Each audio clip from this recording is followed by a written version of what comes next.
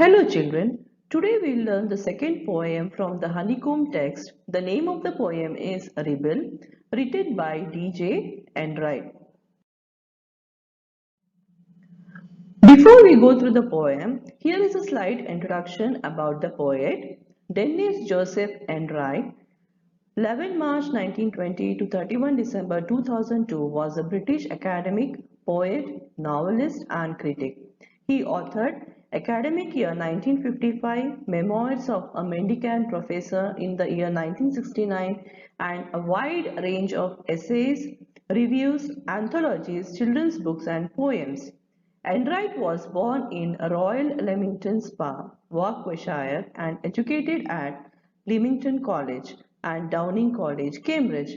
After graduating, he held a number of academic posts outside the United Kingdom in Egypt, Japan, Thailand and notably in Singapore from 1960. Now, coming back to the poem. So, as the title of the poem suggests, rebel. Now, what do you mean by who is called rebel? A rebel is a person who rises in opposition against any establishment, government or leader. So, a rebel is a person, one who always have the opposite traits. He doesn't agree with the society norms. Okay, so the rebel is a type of a person who thinks in his own way and who is a unique character and he wants to be isolated from others. He just wants to prove his individuality in the society.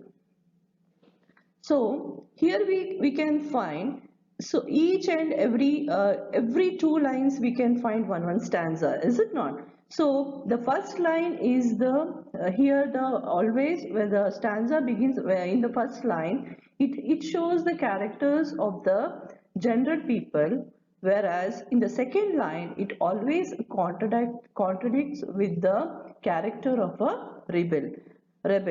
So here in each and every couplet, so these two lines, so each stanza consists of two lines which is called a couplet. So the poem has written in the form of couplets wherein the first line is always reflects the personality traits of a normal person, whereas the second line always contradicts with the previous line.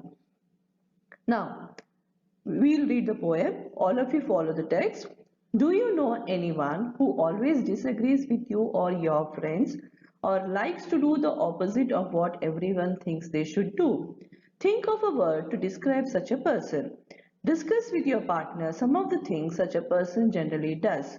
Now read the poem. So let us all read the poem. When everybody has short hair, the rebel lets his hair grow long. So this is the first two lines. Here we see when everyone wants the short hair, everyone opts for the short hair, the rebel lets his hair grow long. So here is one of the contradictory statement we can find in the first stanza. When everybody has long hair, the rebel cuts his hair short. So in each and every line you see, when everybody they aim for the long hair, at that time the rebel cuts his hair short. He wants his hair to be short. So each in this two lines, the first two lines, the first line is the characteristic trait of a normal person. When everyone, so the normal person go with the society norms. So, and whereas the rebel always contradicts against the society, against the group of people. When everybody talks during the lesson, the rebel doesn't say a word. So when there is a chance for everyone to during the lesson to talk, that time the rebel keeps quiet. He doesn't utter a single word. When nobody talks during the lesson, the rebel creates a disturbance.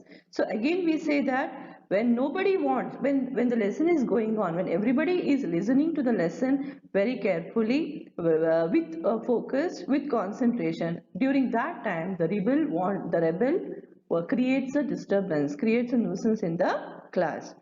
So when everybody wears a uniform, the rebel dresses in fantastic clothes. So again here we can find out when the group of people wants to wear a uniform, during that time, here the contradictory statement is the rebel dresses in fantastic clothes.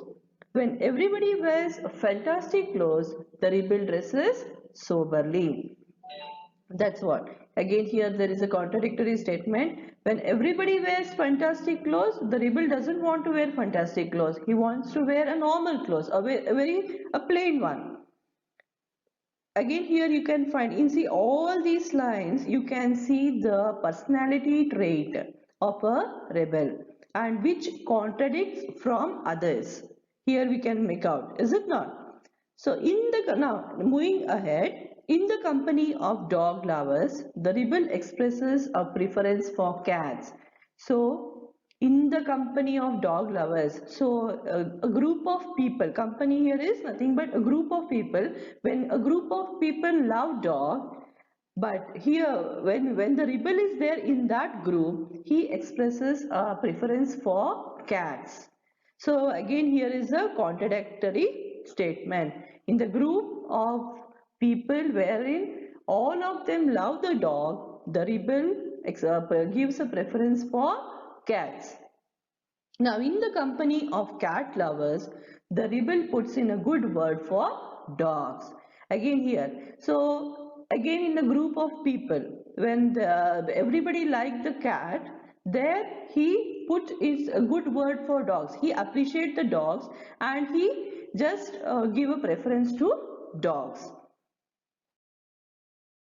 Now moving ahead, when everybody is praising the sun, the rebel remarks on the need for rain. Now here see, when everybody wants the sun to come up, they just praise the sun and they just want the sunlight. Here the rebel remarks is nothing but he comments. Remarks is nothing but he just complains that he just need the rain. So here the rebel remarks on the need for rain. Now here again, here we can see the contradictory statement. When everybody is greeting the rain, the rebel regrets the absence of sun. Now again here, when everybody is greeting, so when everybody wants the rain to come, they welcome the rain. Here the rebel doesn't want the rain to come and he regrets the absence because there is no sunshine. He expects the sunshine to come during that time. So here we can see the viewpoint, the perspective of a rebel, how he thinks, how he is different from others. We can make out from all these lines, is it not? When everybody goes to the meeting, the rebel stays at home and reads a book.